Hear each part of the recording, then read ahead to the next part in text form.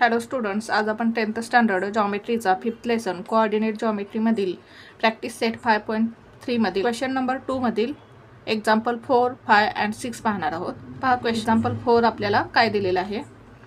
आपल्याला point L आणि point M दिलेले आहेत आणि या दोन पॉईंट्सचे कोऑर्डिनेट्स आपल्याला दिलेले आहेत आणि या दोन पॉईंट्समधून पास होणारी जी लाईन असणार आहे त्या लाईनचा आपल्याला स्लोप फाइंड करायचा आहे.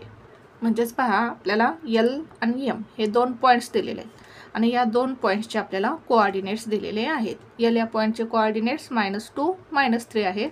एम या पॉईंटचे कोऑर्डिनेट -6, -8 आहेत. आता आपण एल या पॉईंटचे कोऑर्डिनेट्स x1, y1 कन्सिडर करू. एम या पॉईंटचे कोऑर्डिनेट x2, y2 कन्सिडर करू आणि स्लोपचा फॉर्म्युला यूज करून एक्झाम्पल सॉल्व करू. लेट एलचे कोऑर्डिनेट्स काय आहेत पहा, -2, -3 इज इक्वल्स टू एलचे कोऑर्डिनेट्स आपण x1, y1 कन्सिडर करू. एमचे कोऑर्डिनेट्स काय आहेत पहा, -6, -8 इज इक्वल्स टू एमचे कोऑर्डिनेट्स आपण x2, y2 कन्सिडर करू. हिअर आता x1ची व्हॅल्यू काय येईल पहा, -2. y1ची व्हॅल्यू काय येईल पहा, -3. x2ची व्हॅल्यू काय येईल पहा, -6 आणि y2ची व्हॅल्यू काय येईल पहा, -8. Therefore, slope of line LM is equals to formula काय आपला, y2 - y1 upon x2 - x1 is equals to, आता y2ची व्हॅल्यू काय आहे पहा, -8 मायनस y1ची व्हॅल्यू काय आहे पहा, -3 ब्रॅकेटमध्ये लिहू आपण अपॉन x2 - x1.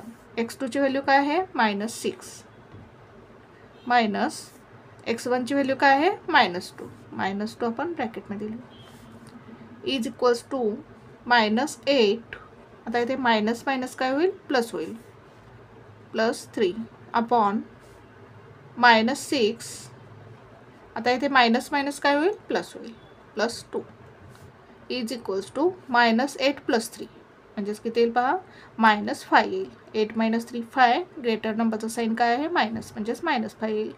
-6 + 2 म्हणजे 6 - 2 किती येईल, 4 आणि ग्रेटर नंबरचा साईन काय आहे, मायनस, म्हणजेच काय येईल, -4. आता मायनस काय होईल, कॅन्सल होईल, म्हणजेच काय येईल पहा, 5/4.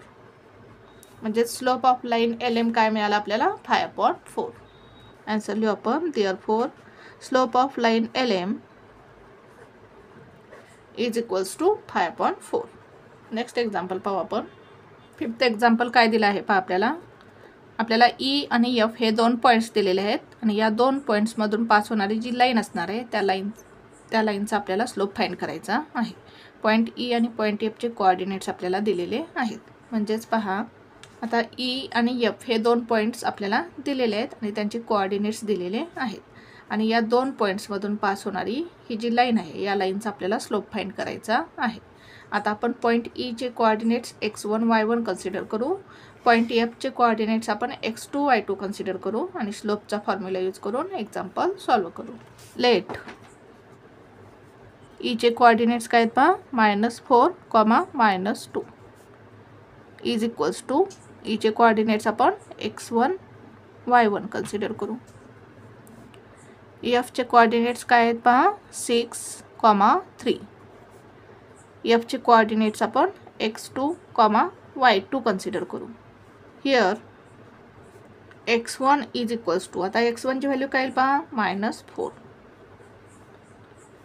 y1ची व्हॅल्यू काय येईल पहा, y1ची व्हॅल्यू -2 येईल. x2 किती आहे पहा, x2 is equals to 6. y2 किती आहे पहा, y2 is equals to 3. Therefore slope of line EF is equals to, formula काय आपला स्लोपचा, y2 - y1 upon x2 - x1 is equals to, y2ची व्हॅल्यू किती आहे, 3 मायनस y1ची व्हॅल्यू किती आहे, -2 ब्रॅकेटमध्ये लिहू upon x2 minus x1. x2 किती आहे पहा 6 मायनस x1 किती आहे -4 ब्रॅकेटमध्ये -4 येईल is equals to 3 minus minus काय होईल प्लस 3 + 2 अपॉन 6 येथे मायनस मायनस काय होईल प्लस 6 + 4 इज इक्वल्स टू 3 + 2 किती येईल 5 अपॉन 6 + 4 किती येईल 10. 5 1 जार 5 5 2 जार 10 म्हणजेच आपल्याला स्लोप ऑफ लाईन EF काय मिळाला 1/2. आन्सर लिहू आपण. Therefore slope of line EF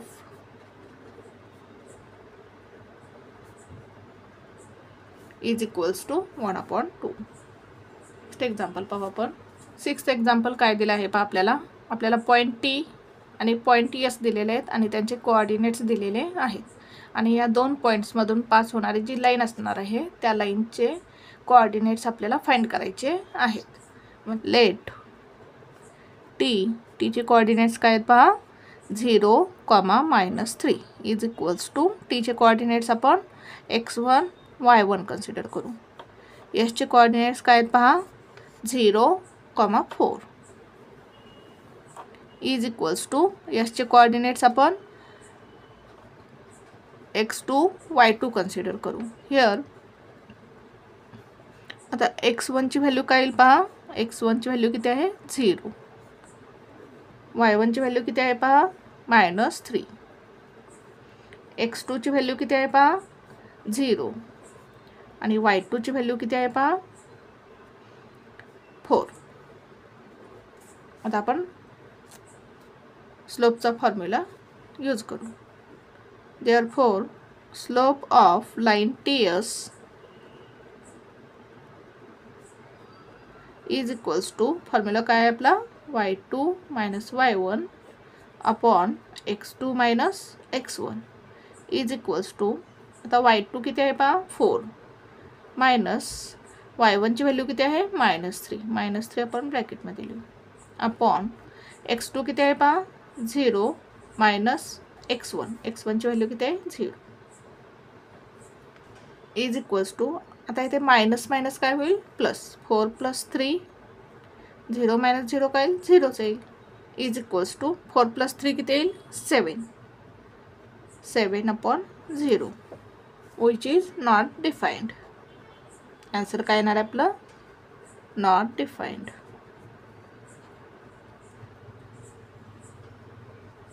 answer लिहू आपण. Therefore slope of line TS cannot be determined.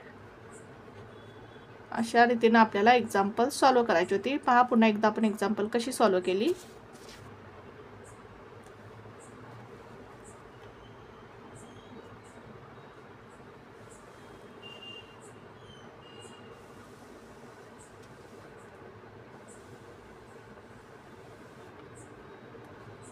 Thank you for watching this video. जर तुम्हाला व्हिडिओ आवडला असेल तर व्हिडिओला लाईक करा, कमेंट करा, शेअर करा आणि चॅनलला सबस्क्राईब करा.